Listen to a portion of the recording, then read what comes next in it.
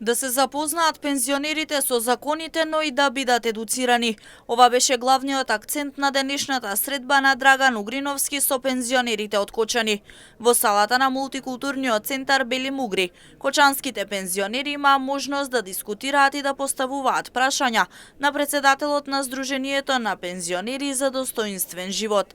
Целта е да се добијат правата кои ги бараат пензионерите и за кои протестираа во изминатиот период. Сакаме да ги запознаеме со нашите барања, она што цело време протестираме овој период од 6 месеци и повеќе.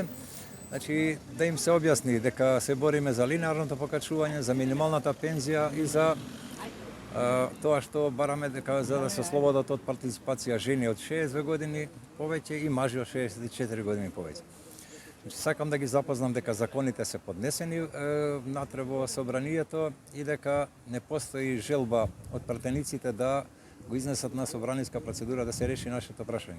Ние од политичките партии кои се внатре во собранието имавме контакти и баравме тие закони да се донесат уште пред изборите, но излегува дека не изманипулираа, сите сега пред избори сакаат да добијат некој глас и ветуваа дека откако ќе дојдат тие на власт, дека тие ќе го донесат законот. Угриновски посочи дека не може многу да се очекува од техничката влада, освен можноста законот да се донесе по итна постапка. Вели до крај ќе се бори за правата на пензионерите, а потоа се откажува од ваквите активности. Баравме тогаш да биде донесен законот пред изборите. Бидејќи сега овој период се техничка влада, значи може само со некои други законски по итна постапка да се донесат, како што предложија да се донесе законот за студентите и законот за бранителите во итна постапка. Побарав исто да се стави заедно во пакети законот за ПИОМ и законот за здравствено осигурување.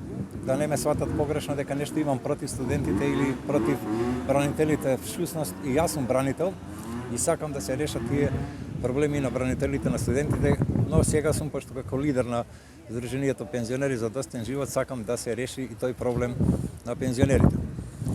И ќе се борам се дека не го решиме. Откако ќе го решиме проблемот да се усвојат тие закони, јас се повлекувам од овие сите активности. Пензионерите не само од Кочани, туку од цела држава. Изминатиот период на улица ги бараа своите права за повисока пензија, односно линеарно покачување на пензиите, како и усогласување на минималната пензија.